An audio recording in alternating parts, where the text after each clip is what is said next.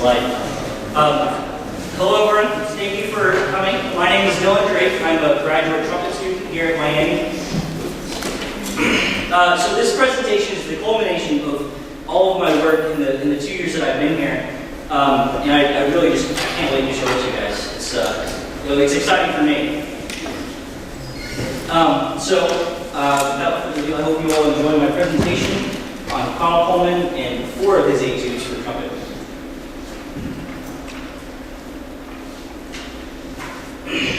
After immigrating to the United States from Prussia, Carl Kohlmann was looking to settle in Cincinnati. As a young and talented trombonist, Kohlmann joined a local symphony that would be used as the foundation for the now famous Cincinnati Symphony Orchestra, or as I'll call from now on, the CSO. During his time in the CSO, Kohlmann would strike a friendship with another musician in the group, trumpeter Ferdinand Weiss. Through this friendship, 7 books of etudes for trumpet were composed by Kohlmann for Weiss. My project began with editing one of Kohlmann's books. In this presentation, I will take you through 4 of the etudes that I have edited. While discussing each etude, I will connect them through practice to a trumpet piece by Carl Höhne named Slavische Fantasie. My goal is to show you how these etudes can be used in preparation for a larger piece of similar style and composition. So my presentation will be split into 4 parts. Part 1 will discuss biography on Kohlmann, Weiss, and Höhne. Part 2 will contain information on the etudes themselves. Part 3 will be my application of the 4 selected etudes to Slavish Fantasy. And finally, Part 4 will be my conclusion, followed by a performance of Slavish Fantasy.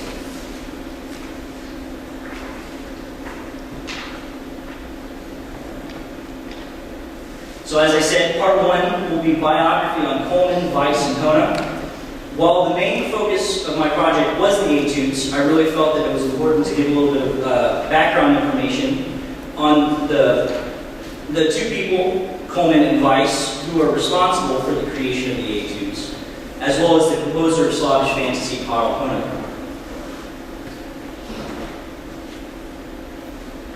So without much further ado, I'd like to introduce you to Carl Kohlmann. So I found this image posted in the Cincinnati Enquirer next to Kohlmann's obituary. And this is one of very few photos that I could actually find of Kohlmann.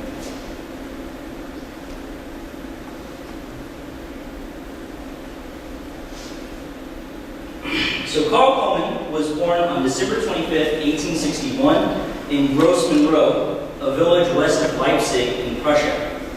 At the age of 12, he was already proving his ability as a trombone player by performing at the Imperial Prussian court for Kaiser Wilhelm I. It should be noted that the newspaper clipping that I'm citing states that it was Kaiser Wilhelm II. However, he did not become emperor until 1888, 4 years after Kohlmann had left Prussia. I imagine this is either a typo or just incorrect information. So most of the biographical information that I could find on Kohlmann, I found in the Cincinnati Enquirer. Although it's never specifically stated, I imagine that the information that they reported was given by Kohlmann himself or his family. One thing that I did find interesting in my research was the constant change in the spelling of his name. Either Carl with a C or Carl with a K. Many times in the Enquirer or old CSO programs, they spelled his name both ways across many years. A majority of the time, his name was spelled with a C, so I've decided to stick with that for my presentation.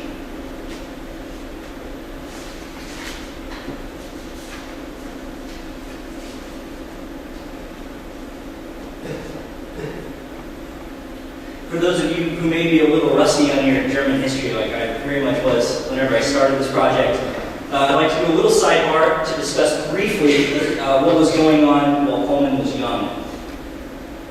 So before Germany was united, it was split into several states that functioned independently. While there were many individual states, the region was still known as Germany. The 2 largest states were Austria and Prussia.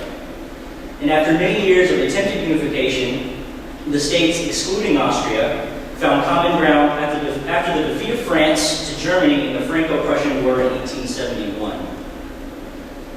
when Kohlmann was 9 years old. This formed the German Empire.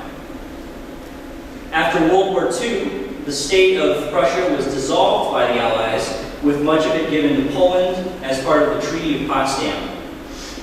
Kohlmann's village, Gross Monroe, is just west of Leipzig, which you can see at almost the very center of the map in green.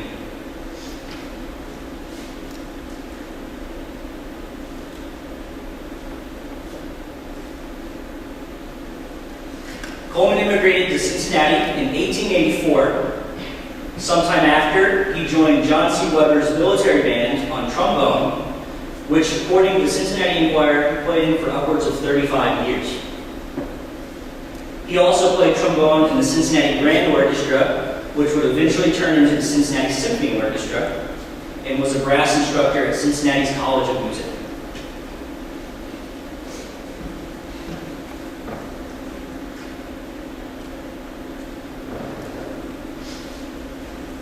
In an article in the Enquirer on April 19, 1937, it is mentioned that Kohlmann would not be returning to the CSO in the coming season. It can be assumed that this was health-related, as he died just 5 months later of myocarditis.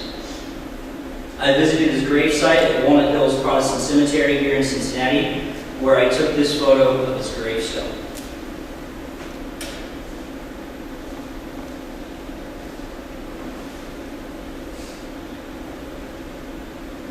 Ferdinand Weiss, or shortened to Ferd, which is frequent in a lot of his citations. The trumpet player that the etudes were composed for was born here in Cincinnati on December 13, 1875. He received his musical education at the College of Music and played alongside Kohlmann in the Weber Military Band. As a musician, he was a jack of all trades. At the start of the CSO, he played contrabass before switching to violin and then finally to trumpet.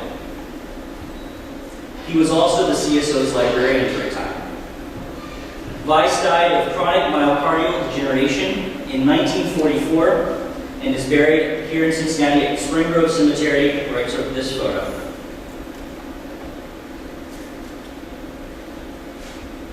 And here's a photo of the Weiss family monument.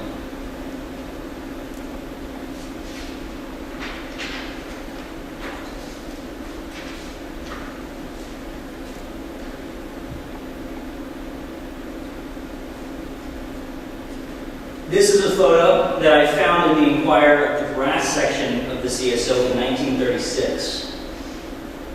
As you can see in the photo, I have pointed out Kohlmann on the top, with Weiss just down to the right. And for any low brass players, the tuba player behind the timpanist is William, or as people know him, Bill Bell.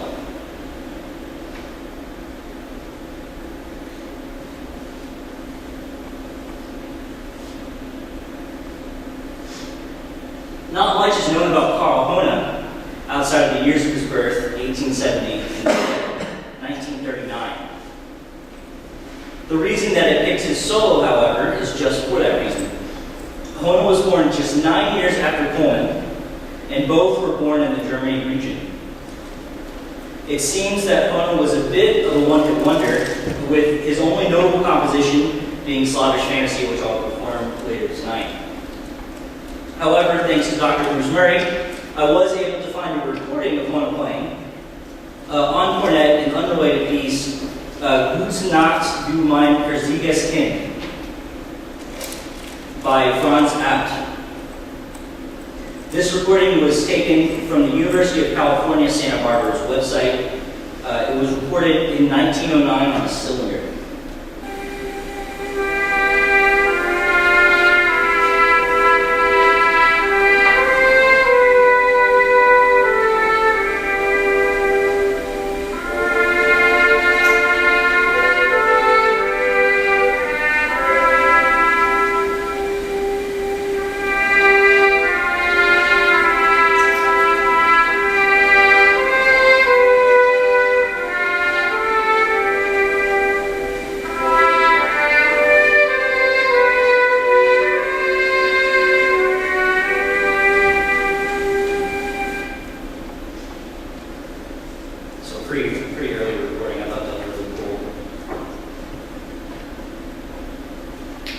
So now I'm going to cover a bit about the etudes. In this section, I will go over the 7 books, their discovery, as well as some insightful information about the etudes themselves.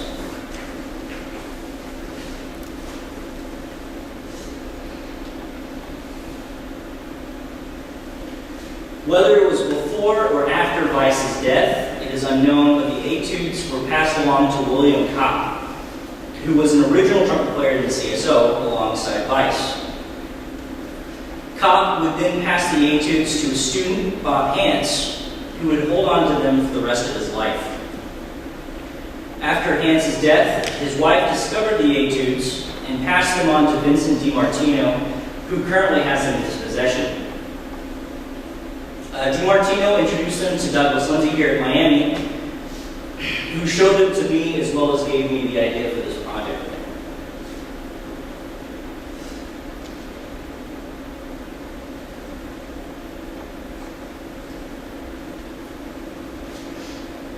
For my project, I really wanted to get a few quotes on the etudes from Vincent DiMartino.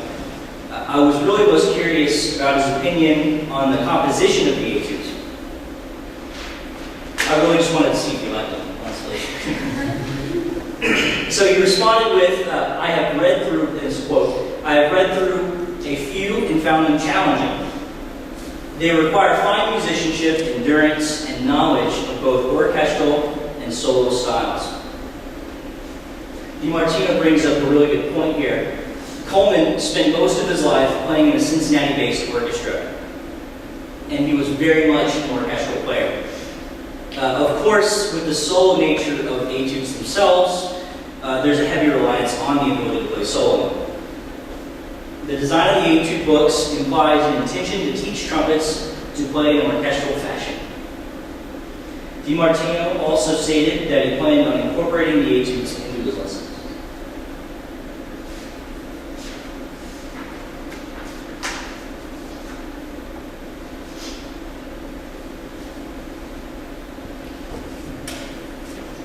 In total, there are 82 etudes, which cover 7 books. Each book is marked with a number. However, the numbers are in a different handwriting, so they were likely added by somebody later on that owned the etudes. The dates that are written on the etudes were in Kohlmann's handwriting, and they don't correlate with the order that they are given, so it is likely that they were reordered by the person who numbered them.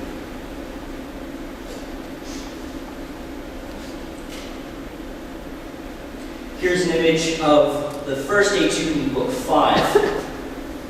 If we zoom in on the title, you can clearly see the difference in the handwriting. You can see the number 5 there as opposed to the number 4 that you had just above it. The number 4 is in Kohlmann's handwriting, and the number 5 you can see was added later on.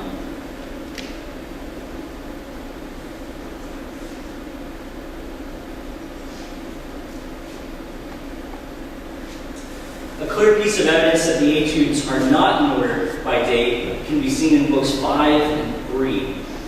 Book 5 was composed in 1916, while book 3 was composed later in 1924.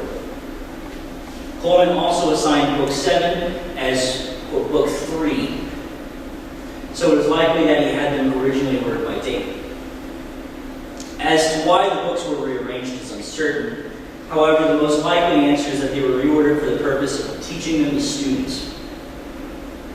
When looking at the etudes, you can see a clear increase in difficulty between books 1 and 7, technical difficulty, I should say. And the technical difficulty does seem to increase with each book.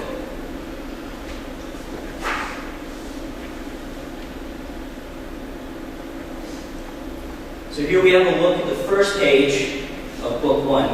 Etude 1 takes up the first 4 lines of the page. It's, where it's just mostly whole notes.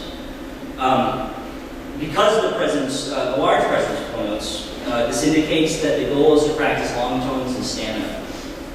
And the reason I don't think this would be more for younger students, he really liked his range, and he did tend to sit on high Cs for a lot of this.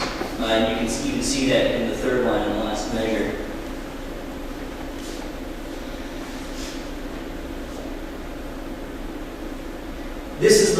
last etude in Book 7, as you can see, the difficulty of the technicality of the etude is much, much higher. The goal of the etude is to practice articulation and accuracy throughout a large range.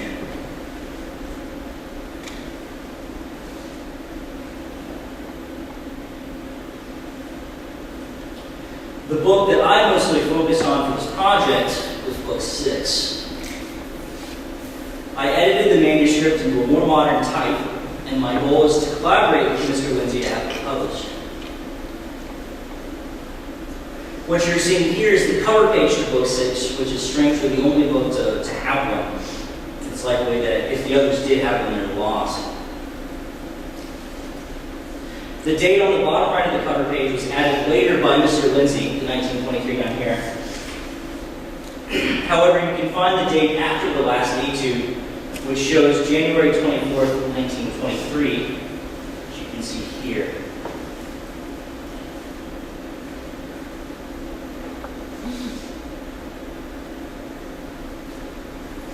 Etudes from this book are the ones that I mostly use to prepare for Slavish Fantasy that I'll perform later.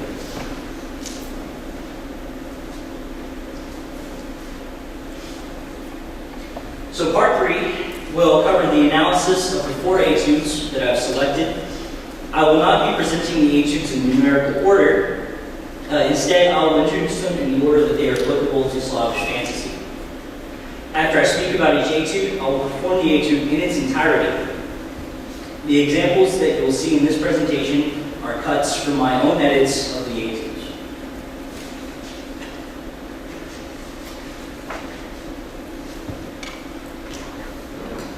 This is not one of my etudes. So this is actually a cut from the beginning of Slavish Fantasy, which begins on a very strong 8 measures of a strong piano. This leads to a very present and powerful cadenza in the trumpet before trading multiple times between cadenzas and metered measures. One thing that may cause some technical difficulty are the linear runs that are present throughout a lot of the cadenzas. In fact, this could present a bit of difficulty throughout much of the piece. A few examples can be seen here in measures 9 and 10, which I have marked.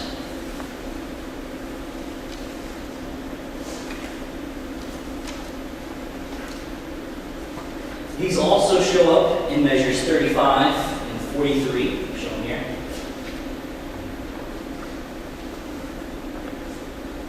And again in measures 67 and 75. Another significant part of this section of the solo is the freedom of tempo in the cadenzas.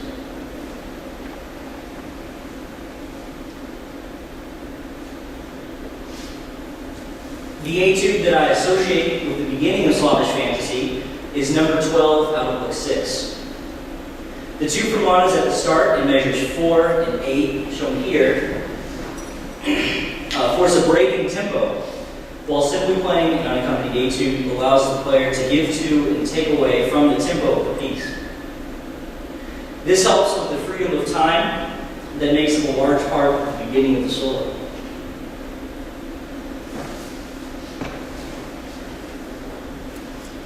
And just for reference, anytime I say solo, I'm referring to Slavish Fantasy, so drilling the name into your heads.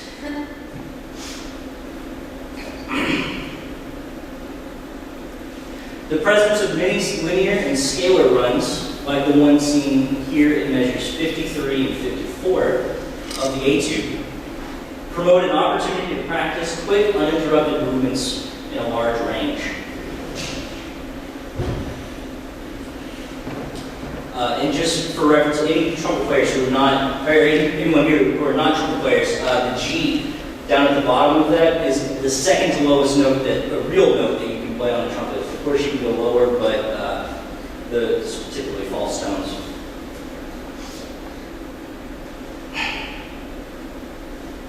So I have here the entire etude for you to follow along as I perform it.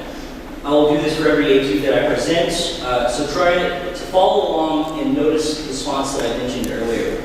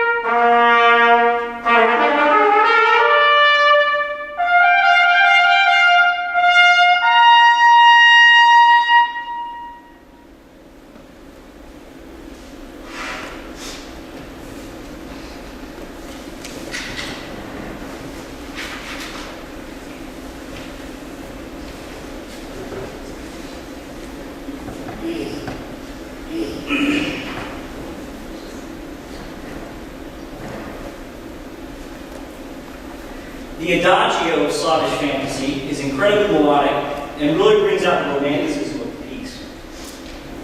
It starts on a piano dynamic level and requires the musician to really focus their tone to a wide range. Such as the apex of the melody in measure 50, I have here, that lands on a B flat with a fermata, as well as a large dynamic contrast. The musician must do all of this while following the ebb and flow of the tempo that is established by Höhne. You can spot the terms island and zogiernt a few times throughout the section, and they occur frequently throughout the piece. And I have marked them here on this example. These appear a lot throughout the solo and are calling for a push and pull of the tempo. Island translates to haste, whereas zogiernt translates to hesitantly. So island asking the performer to push, zogiernt to pull. This section of the solo really requires a large amount of focus and musicianship to cover its many important characteristics, while also adding their own as well.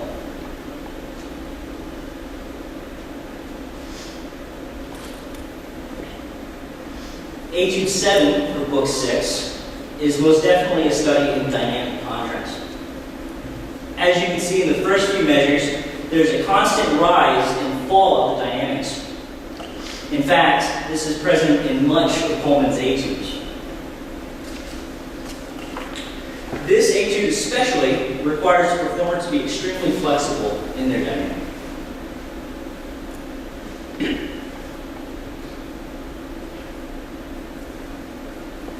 Further example of this can be seen in measures 57 through 64. I've marked 57, and I've also marked 62 through 64 down here. The performer must start at a forte in measure 57 before rising and falling with the range, and eventually landing on a forte piano in 62 before immediately rising to a fortissimo in 63.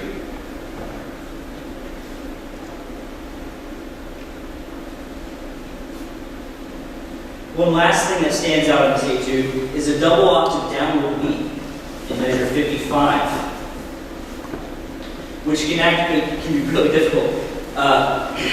This can be used as good practice for a similar jump found in measure 95 of the solo, which takes place at a higher range. The excerpt from this etude can be seen on the top, and the excerpt from Slavish Fantasy can be seen on the bottom.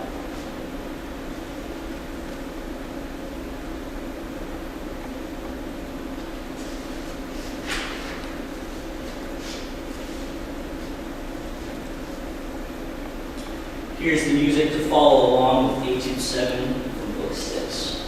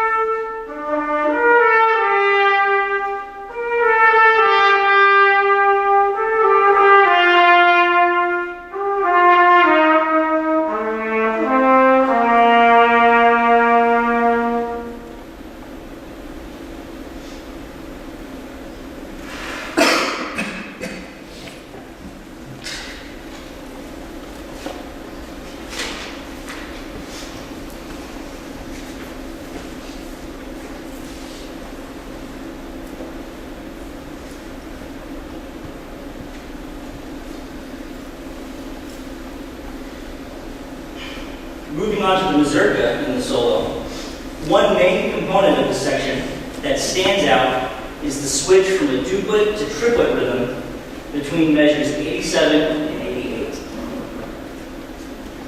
Anybody who has had trouble with rhythm can confirm just how difficult swapping from duplets to triplets can be. You may also notice the potential difficulties for accuracy in measure 87, which I will cover on the final etude.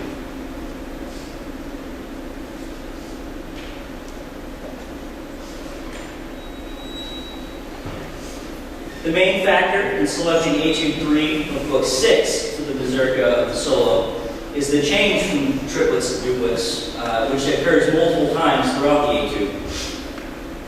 This happens mainly between measures 60 and 70, which you can see here.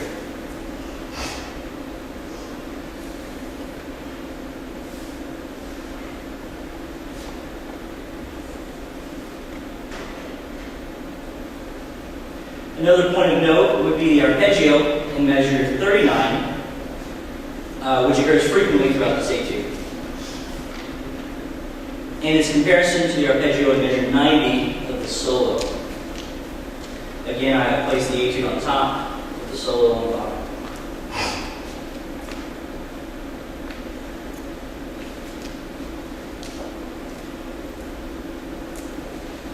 And here's the music for Etude 3, Book 6.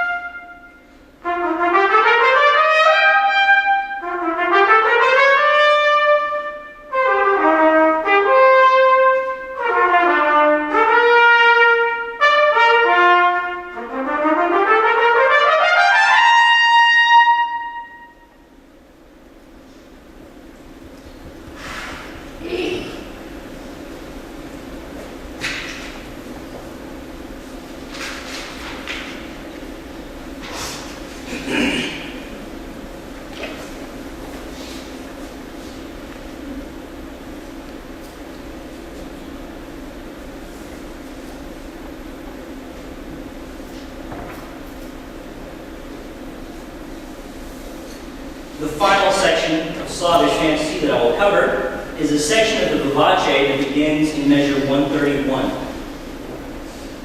The fast double tonguing and fast 16th note passages require a great amount of virtuosity. This tempo keeps through until close to the end of the piece and requires a bit of dexterity.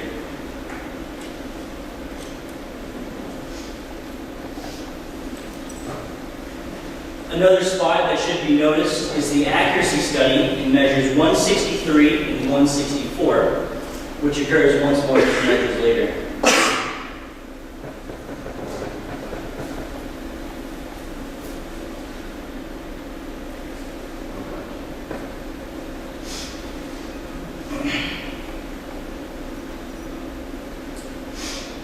The final etude that I will cover will be etude 10 from book 7.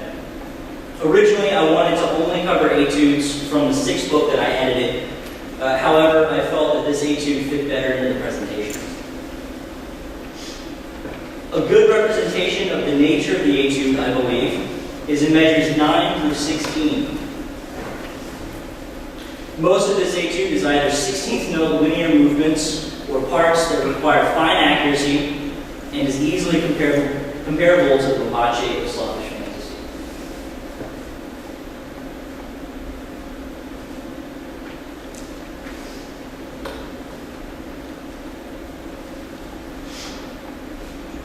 As for the accuracy section of the solo that I mentioned earlier, you can find a nice comparison in measure 34 of this etude. I have placed the excerpt from the etude on the top and the excerpt from the solo on the bottom.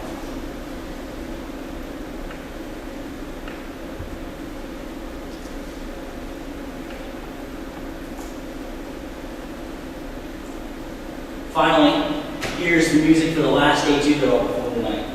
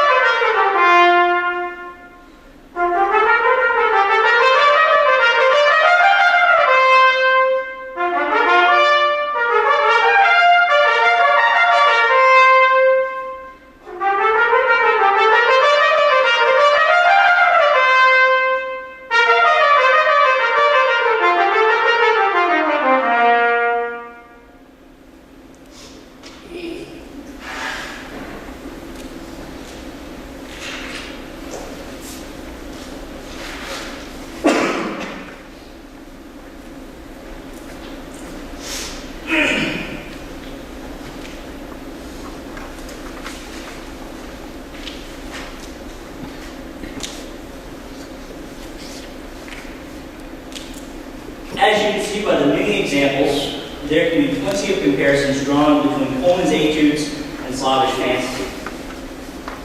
Out of the examples that I presented to you, there are many more that I didn't have time to get to. And that is only taking into consideration the 4 etudes that I selected. There are 78 more etudes that I didn't get to cover. From what I've seen, these etudes can be incredibly beneficial to trumpet players.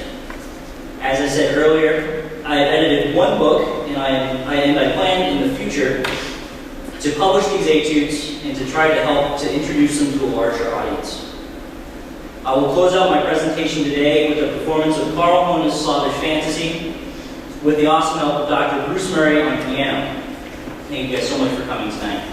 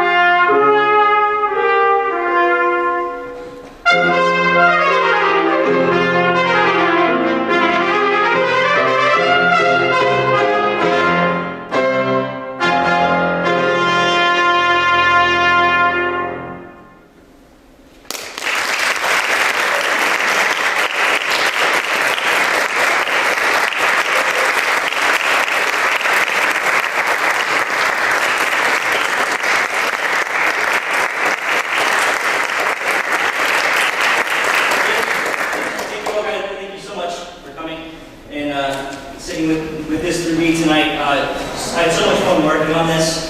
It was a lot of stress, but a lot of good came out of it, and I really appreciate the work that my professors have put in for me and my committee, Dr. Boland.